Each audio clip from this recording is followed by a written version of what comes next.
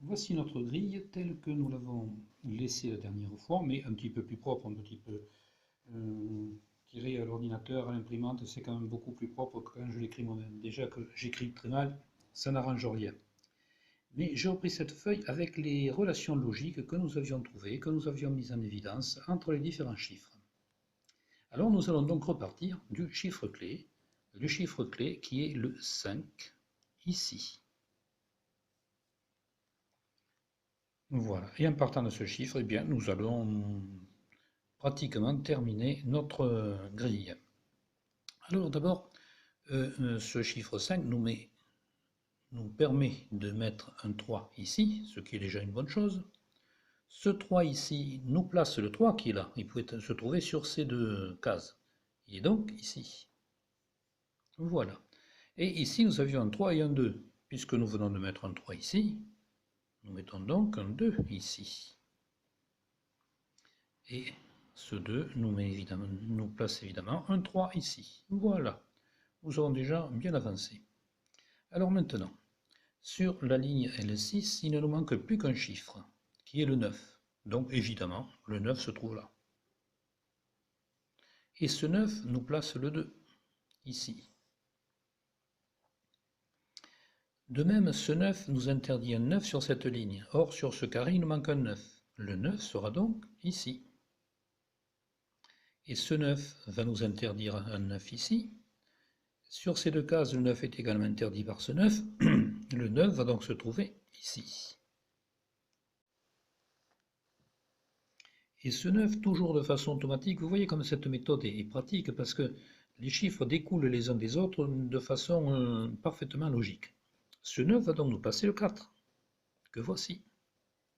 Et ce 4 va nous placer ce 4 ici, qui ne peut être que sur ces deux cases. Donc, le 4 ici et le 6 ici.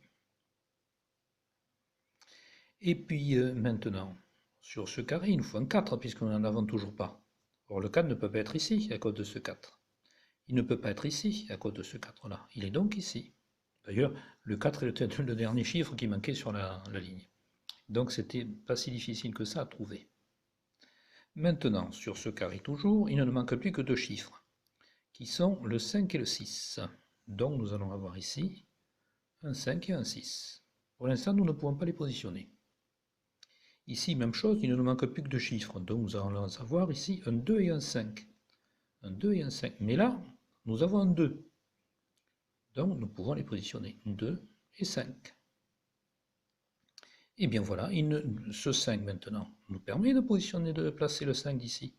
Le 5 ne sera pas ici, il sera là. Et le 6, voilà.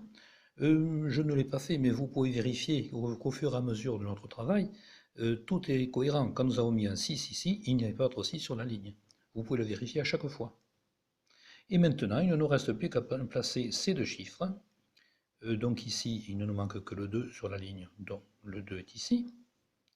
Et ici, il ne nous manque plus que le 9. Donc c'est le 9.